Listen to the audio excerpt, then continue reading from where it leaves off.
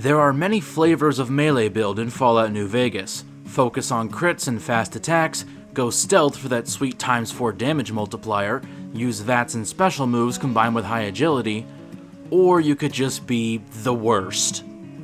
Enter the X-2 antenna. Sure, it has the third highest damage of any blunt melee weapon, but it also has the slowest attack speed of any melee weapon, meaning you won't be hitting your targets very often. But we can do better. How about we decrease our strength and melee weapon skills so we never hit the requirements, cripple both our arms, and ask the question, can you beat Old World Blues with only the X-2 antenna? There are rules aplenty, so I'll make haste.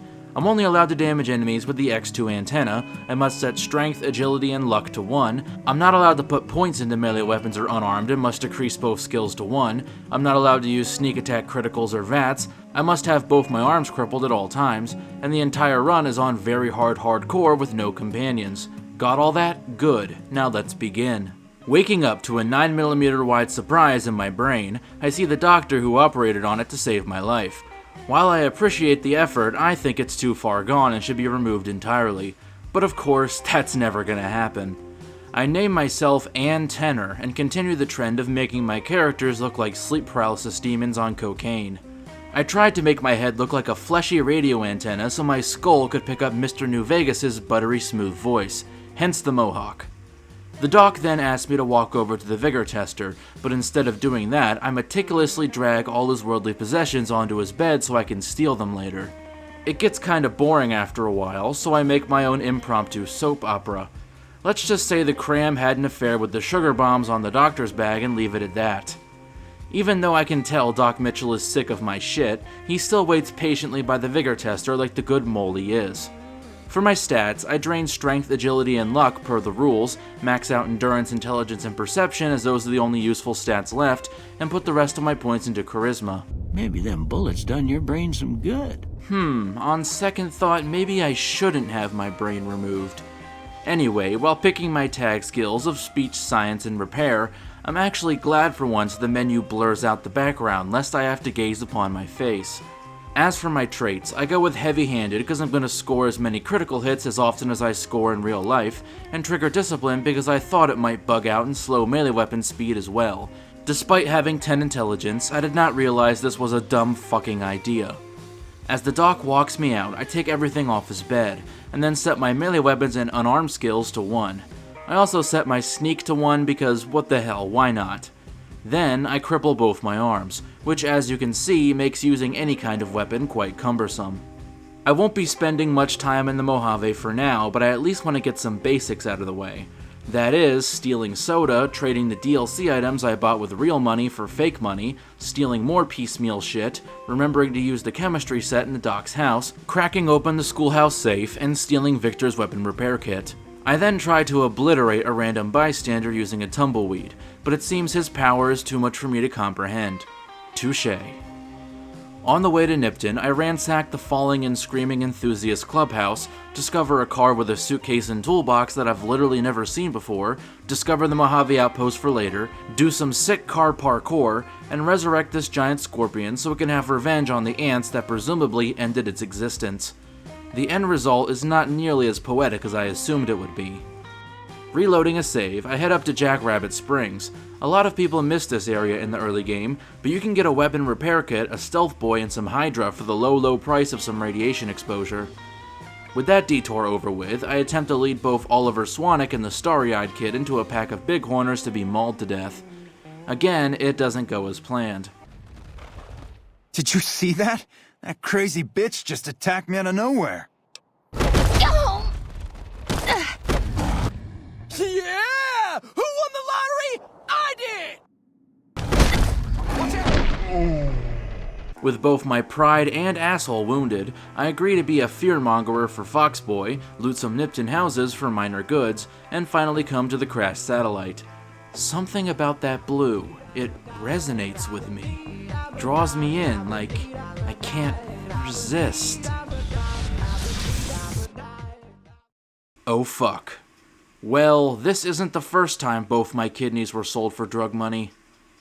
Waking up in this technological hellscape, my first instinct is to hoover up every item in the room and stash it all in my safe. Now to chat with the CRT crew, and I shit you not, even skipping through all their dialogue as fast as possible takes about 50 seconds. Like Ulysses in Lonesome Road, this DLC doesn't know when to shut the fuck up. At the very least, I level up twice for doing literally nothing at all. I get almost all my skills to multiples of 5 to satisfy my OCD, and pick the Swift Learner perk since I'm vastly below this DLC's level requirement.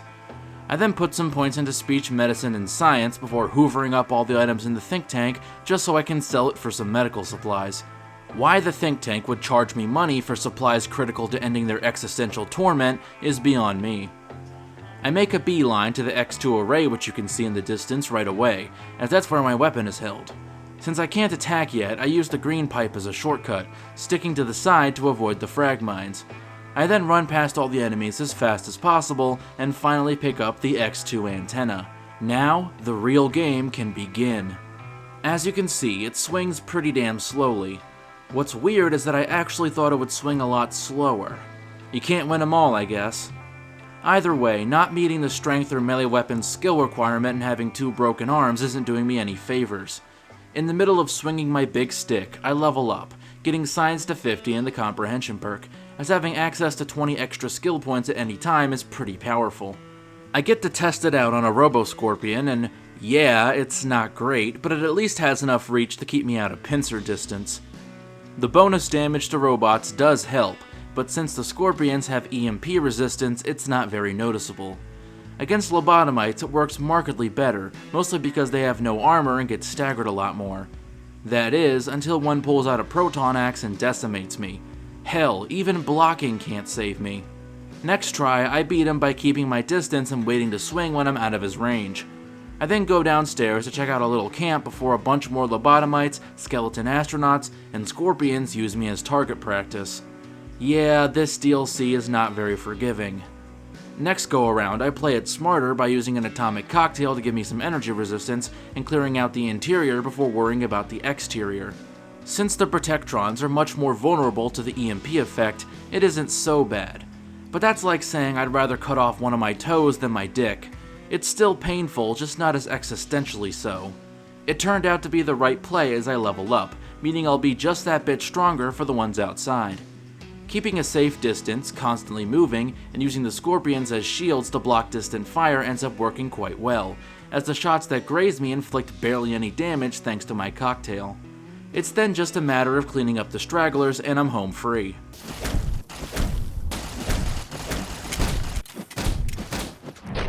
Before doing my next objective, I make a robot come. This levels me up, where I get enough science to hack Dr. 8 and the best perk in the game, in Shining Armor, which meshes very well with my atomic cock. Just kidding, I become a cannibal. I then get some caps from Dr. O, give him some name advice, hack Dr. 8, and learn about the think tank's visitors for some easy EXP. Now to go to X-13, and to avoid being mauled to death by snack doggos, I use the tried and true tactic of walking all over the plumbing.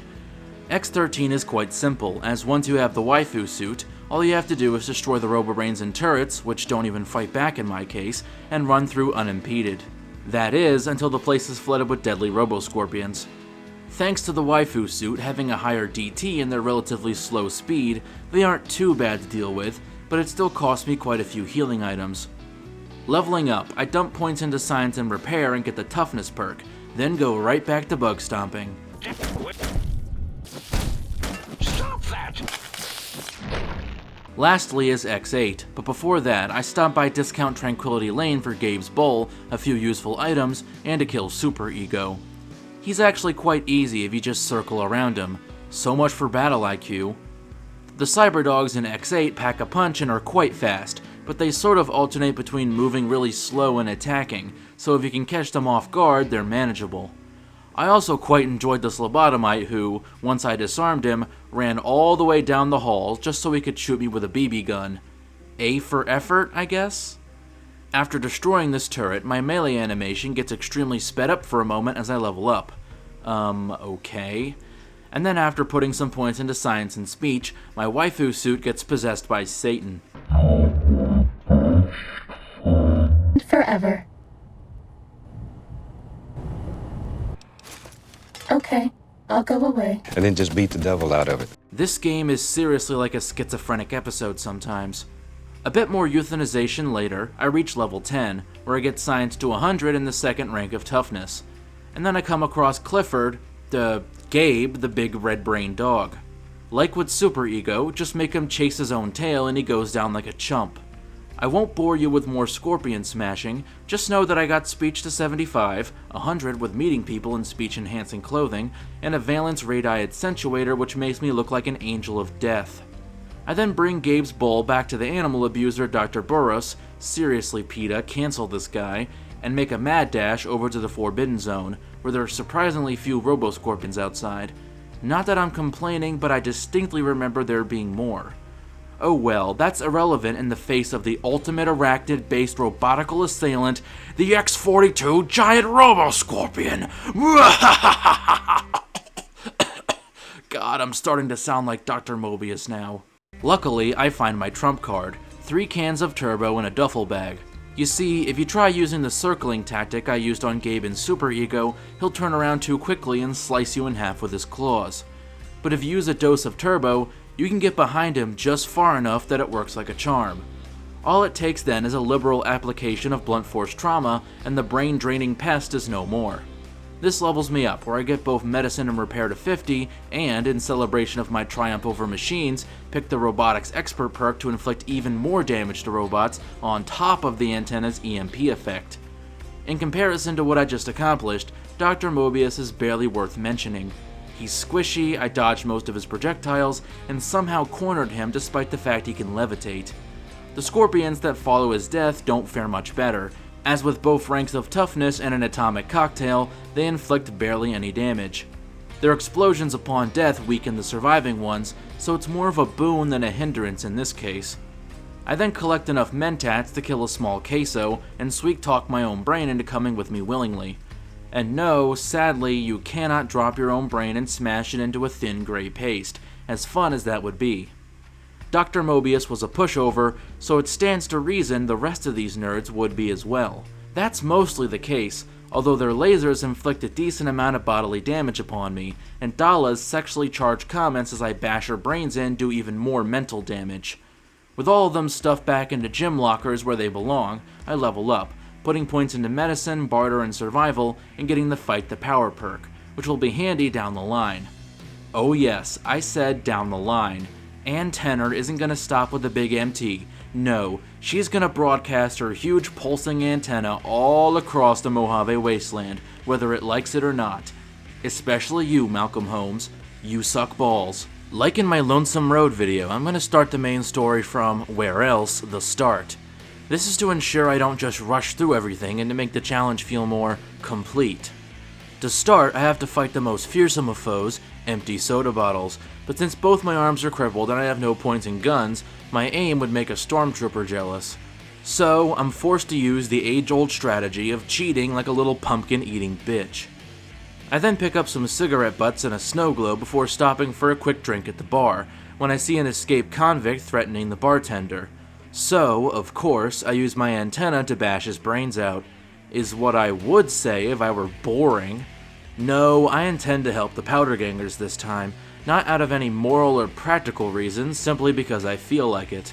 I go on a mass murder spree, or as mass as you can call it in this bumfuck nowhere town, and repay Doc Mitchell's kindness in fixing my brain injury by removing and then reattaching his own noggin. Ringo Starr gets squashed like the beetle he is, and I go back to Joe Cobb to finish taking over the town when he says, this. I don't want to embarrass myself and get beat by a bunch of townies. We ain't got much in the way of supplies. So if you could shake down the old doctor and the store owner for some stuff, we'd be in good shape. I saw some of the townies gathering at the saloon, so we got a militia to take down. We get rid of them, and we own this place. I think you're confused. Aside from Y-17 trauma harnesses, corpses can't exactly form a militia. Turns out I'm right, as when I go to where this supposed militia is, it's just Easy Pete's corpse. If you say so. We won, I guess. Next up is Prim, where, as a departure from my usual behavior, I destroy some criminal scum to rescue the yellow-bellied deputy. What can I say? They're lightly armored enemies that use melee weapons and small arms, and are meant to be fought around level 3 or so. I'm level 14. Do the math. One thing I particularly enjoy is that, due to the quick loot mod, I can loot people's corpses while feasting on their flesh for maximum efficiency. I even eat one of the previous couriers, Daniel Wyand, so I can one day eat Ulysses and the other 5 couriers to become the ultimate courier. Anyway, after making old Slimmy Boy the sheriff, I go to the Mojave outpost to spread word of Nipton to Kilbourne. Coming from the north? Must be crazy to brave those roads. Who the fuck starts a conversation like that? I just sat down. And Ranger Ghost for some easy EXP. After helping some victims take off their Jesus cosplays like the Good Samaritan I am, I stop at Novak for Manny's note from the cons and leave. That would leave Boulder City as my next stop, but there's something very important I want to do first. You see, Boulder City is on the way to the Strip, and once I reach the Strip, the NCR pardons me for all the horrible atrocities I may or may not commit against them. So I take a pit stop over to Nelson. Okay, what's with all the towns that begin with N? Elson, Nipton, Novak, Nellis, New Vegas, North Vegas Square. You start to get them mixed up after a while. Anyway, I talk to Dead Sea, and oddly enough, give myself a quest to kill the leaders of Camp Forlorn Hope. He doesn't order me to do it, I just decided to be a show-off, I guess. On the way there, I come across some mutilated NCR soldiers placed near landmines to blow up anyone who tries to help. Well, except for this guy, who just seems to be standing there of his own free will. And no, the landmines don't explode if you stay on them thing is just in movies. I decide to once again be a good Samaritan and use a can of turbo to disarm the mine. He doesn't seem to appreciate it. Stay away! Kill me! Stay away! Stay away! Kill me! Okay. While I could plan and use strategy to take out the camp, fuck it, just take a bunch of drugs and start swinging. Surprising even me, this works remarkably well. As the NCR are lightly armored, I can feast on their corpses to regain the damage they do to me, and due to how reputation works, they aren't all hostile immediately, meaning I can get the jump on them. After killing Dr. Richards, his mutilated patients, who I think are supposed to be unconscious, protest against me. So I comfort one of them by draping the doctor's corpse over him and then snapping his spinal cord like a glow stick, as well as the other two, who, for some reason, give me the option to diagnose them. Well, with that, Camp Forlorn Hope has been fully cleared of both hope and breathing things, so I pay the NCR at Nelson a visit since they didn't seem to get the memo. If I find out you're friends with the Legion, I'll put a lump of lead through your skull as soon as you pop it back up over the ridge. We'll see about that. Huh? You dirty coward. Come on!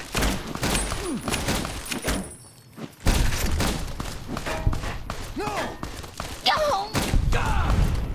We killed him! Murderer!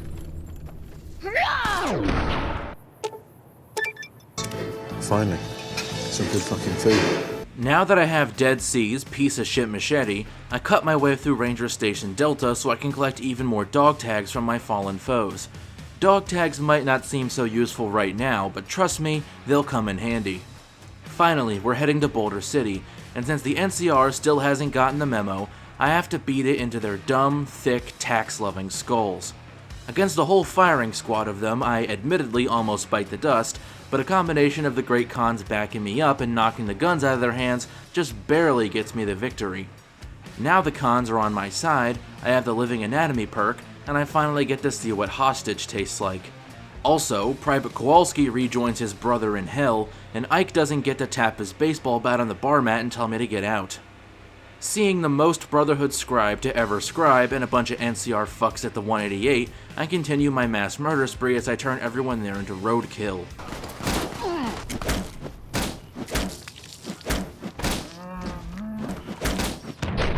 Tangle with the gun runners and it's the last thing you'll do! Murderer! Somehow, this doesn't bother the forecaster, psychopathic little bastard. Hello, ma'am. I hope you're doing fine today. All that's left now is Veronica. No offense, but you look like you've traveled a long way down some bad roads. Where'd you come from? Huh. Well, in that case, I take it back. Oh no, you don't get to take it back that easily. Taste my freaquinoscity. frequenocity? Frequenosity? Taste my frequenosity! Well, at least you were polite enough to leave me with some cutlery. On the way to New Vegas, I kill a family of Bighorner as revenge for them killing me back in Nipton. Doing this grants me the Melee Hacker perk, which increases my melee attack speed by 5%. Since the whole point of this challenge is to attack as slowly as possible, I use the console to remove it. Despite my many crimes against the NCR, they still don't attack me on sight, so again, I teach them the hard way.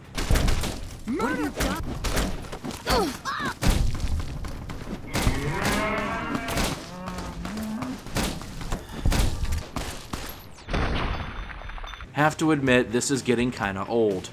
Duh, who am I kidding? This never gets old. What is getting old, however, is my armor, so I trade in Dr. Mobius's scrubs, which are worth a ridiculous amount for some reason, in exchange for some Mark II reinforced combat armor. That brings me to repairs, as my antenna is in very poor condition. There are no other antennas you can repair this one with, so without the jury-rigging perk, weapon repair kits and NPCs are your only option. However, repairing this weapon is extremely expensive, so I'll need to collect as many caps as possible. To underscore that point, I'll be collecting all the snow globes and letting a suicide bomber blow up the Van Graff so I can sell all their things. This also gets me a bunch of new combat armor to boot. Also, I love how the explosion destroyed everything in the store except this one inexplicably perfect shelf. I don't know why, that just cracks me up. Anyway, flexing my scientific knowledge on this robot gatekeeper plays one of the worst voice-acted lines in the entire game. Thank you, madam. You may proceed. Now that I'm in the strip, priority number 1 is getting revenge on that walking chessboard Benny, as that'll score me a pardon with the NCR and an invitation to the Legion's fort. I use the evidence I've picked up to convince Swank to isolate him, and once I burst into his room, he has a very fitting reaction to seeing my face. What in the goddamn? After smacking him silly, I strip naked, sleep with him for an hour, and then eat him out. Oh, and I kill Yes Man as I won't be needing him this run. This earns me the Machine Head perk, which stacks with both Robotics Expert and the antenna's EMP effect. Now that the NCR no longer hate me, I steal Sarah's snow globe before going to Hoover Dam to take theirs. I also pickpocket a few NCR dog tags, but since my sneak is abysmal, I don't get very far. Another reason I wanted the NCR pardon is so I could use Major Knight to repair my antenna, since he has a repair skill of 100. Cottonwood Cove is my next stop, and since extra EXP can't hurt, I slaughter some more Bighorners and, oddly enough, a vicious dog. I say oddly enough because, as I recall, vicious dogs were only enemies in Fallout 3, not New Vegas where there were always some variety of guard dog. Speaking of dogs, turning in all 60 dog tags I've collected gets me liked by the Legion, as well as a bunch of food supplies. Meeting Kaisar can wait for now, as I've got some snow globes to collect. I also trade in all the Van Graff's weapons to the gunrunners and discover the Follower's Clinic for later. Getting through the Boomer's artillery is easy, as I just use some turbo to outrun it. The emotional damage from this guy mistaking me for a mutant, while understandable, still hits harder than artillery ever could. That's 1 snow globe down, 2 to go. Getting to Jacobstown is also pretty simple. The Bighorners are slow and squishy and the Menaces are glass cannons. They're powerful but go down in 1 or 2 swings. Aside from the globe, I also grab a weapon repair kit from the rooms a lot of players probably miss, and start one of my favorite quests, Unfriendly Persuasion. Why? Well, if you tell old Norton Antivirus over here that you'll pay him off, get 3,000 caps from Marcus, then use your speech skill instead, you can complete the quest and Marcus won't even ask for the caps back. What a sucker. The last snow globe is in the lucky 38, but before getting it, I let Mr. House upgrade the Securitrons for some more caps and a level up, where I get the Bloody Mess perk. I then grab the globe, turn them all in for 14,000 caps, use turbo to make it to Mr. House's chamber without a scratch, and shove my antenna so far up his ass it comes out brown before eating his mummified body like Jack's Lynx. As a side note, I need to remember to search the safes in the lucky 38. You can find multiple doses of turbo for free, it's OP as hell. This would be the part where I meet the mighty Kaisar, but I take a brief stop to test my mettle in the arena. Know your place, woman. Unlike the profligates of the NCR, only men fight in the... You'll pay for that.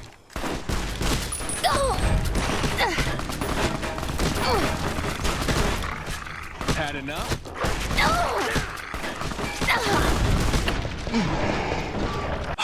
Never mind, I suppose. Kaisar lists the various war crimes I've committed against the NCR, which just makes me feel all warm and giddy inside, and then tasks me with throwing away Mr. House's dusty toy box. Considering my weapon does EMP damage, I have robotics expert and machine head, and enough atomic cocktails and Rad-X to survive Chernobyl. This target.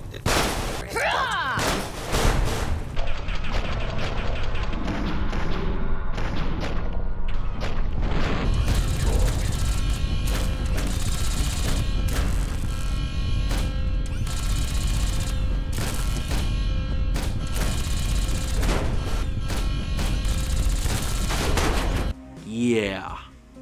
One oddity is that I was able to destroy the bunker's generators, when I swore you could only do that with ranged weapons.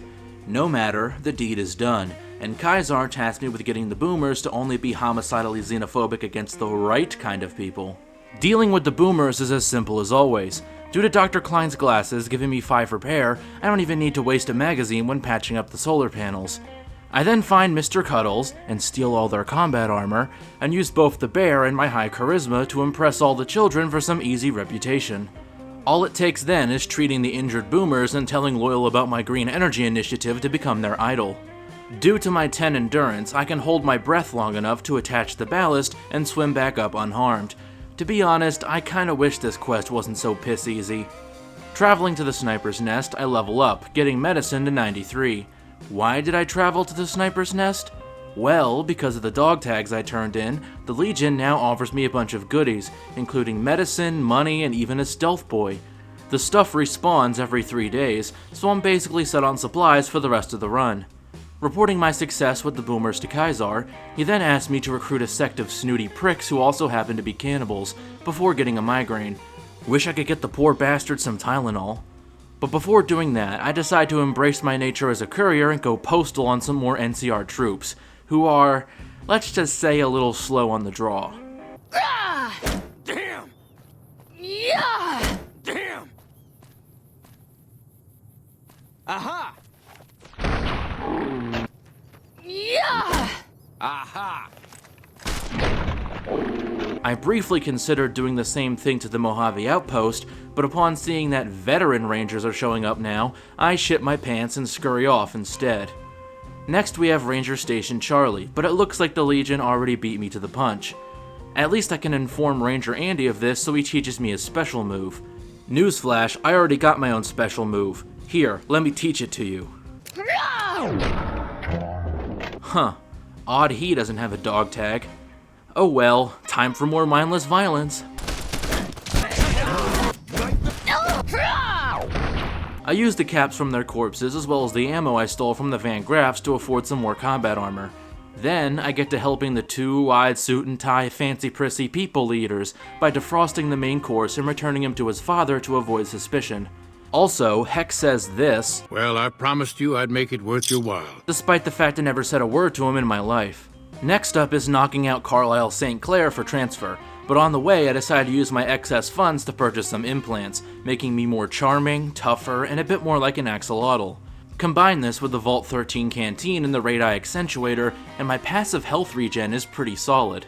I can use my medicine skill to deduce that, with his extreme sleep deprivation, making him blow on his own thumb would be enough to knock him out. However, I get a bit peckish from all this hard work and decide having a little nibble couldn't hurt.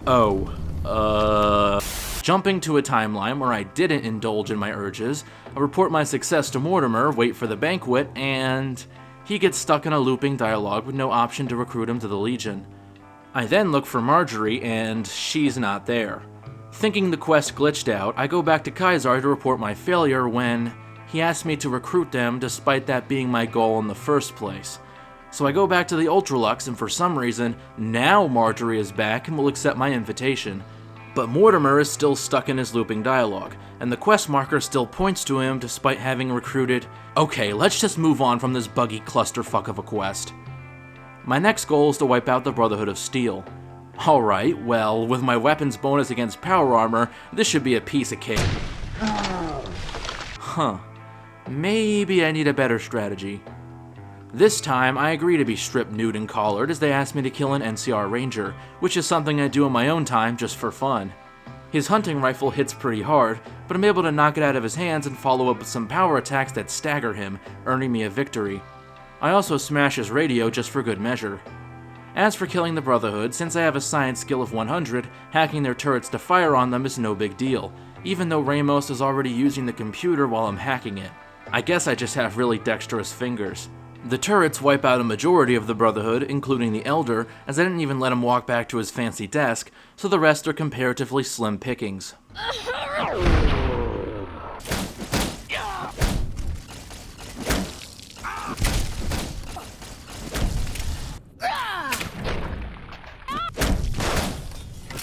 Damn, I'm hit. Oh.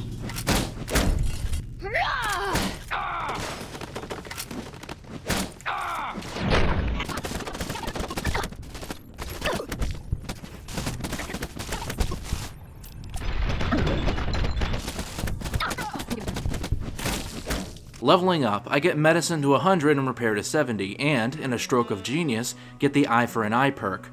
Since I have to have both my arms crippled at all times, this is basically 20% bonus damage for free. I also set their base to blow, as it always pays to be thorough, but not before taking as many weapons as I can carry, of course. Using my high repair skill, I can repair them together and sell them to the Central Intelligence Unit, so I can afford repairs on my antenna and armor. Now I feel kinda dumb for hyping up Major Knight earlier when I could've used this guy the whole time. No matter, after turning in some more dog tags to become idolized by the Legion, I get tasked by Kaisar to fix his brain tumor. Don't worry, Kaisar, I can relate. After all, I just had a Tesla coil-shaped tumor stuck in my skull a few days ago. Due to my high medicine and barter skills, both buying the needed tools and performing the operation go off without a hitch. The most logical step after saving the Legion's leader is, of course, killing the NCR's one. The disguise he gives me is far too heavy to carry, however, so I put the stealth boys I've been hoarding to good use. You have to actually talk to Cato Hostilis to start the assassination, and I thought this would blow the whole mission, but after a few seconds in caution, the NCR pretends like they didn't just see the face of Satan flash before their eyes. I then perch myself at just the right spot as the president walks by, wait for the perfect moment, and before anyone knows what's happening, I use turbo to shove a radio antenna through his skull and run like hell. You dispatched President Kimball with real skill. Right under their noses, too. What a humiliation. Yeah, I guess that's one way to put it. Finally, we come to the final battle against the NCR at Hoover Dam, and I gotta say, it is surreal starting at the Legate's camp for once. When I walk into his tent, an NCR soldier's head explodes while he has his weapon away, so I can only assume he's an extremely powerful psyker. Nevertheless, I equip my best armor, down a bunch of hard drugs, and fight for the glory of Mars. The NCR decide that equipping their front lines with sniper rifles and nothing but sniper rifles is a good idea, so thanks to my up-close and personal playstyle, they don't stand much of a chance. It's hard to hit something when the barrel is sticking past their shoulder and they have an antenna set to the resonant frequency of your bones. The Legion soldiers with me act as excellent distractions and even finish off some of the stragglers. Things get even more laughably one-sided when not only do the boomers rain hellfire on them, not only do I convince some more Legion to fight with me, the Great Khans pop out to enact revenge for Bitter Springs. Seems like the NCR is good at pushing lead, the pencil kind, not the bullet kind. Even the ones with light machine guns and salvage power armor, which don't take EMP damage due to the lack of electronics, are just an excuse to use my inordinate amount of healing supplies. Inside the dam proper, I make sure the water turbines run red with even more NCR blood.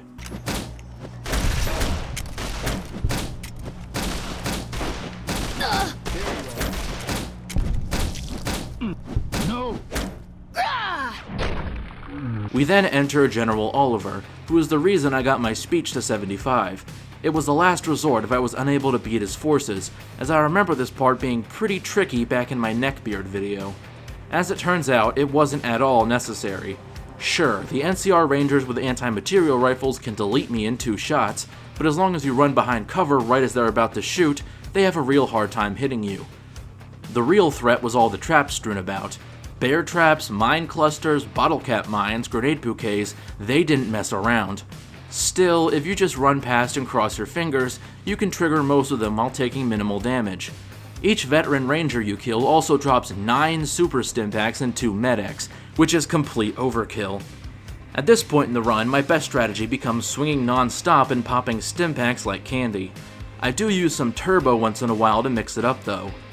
With the NCR decimated, I consume General Oliver as a show of dominance, who, to my disappointment, does not actually taste like olives, clean up the stragglers, report to the monster of the east to be pumped full of his thick, creamy praise, and beat Old World Blues with only the X-2 antenna.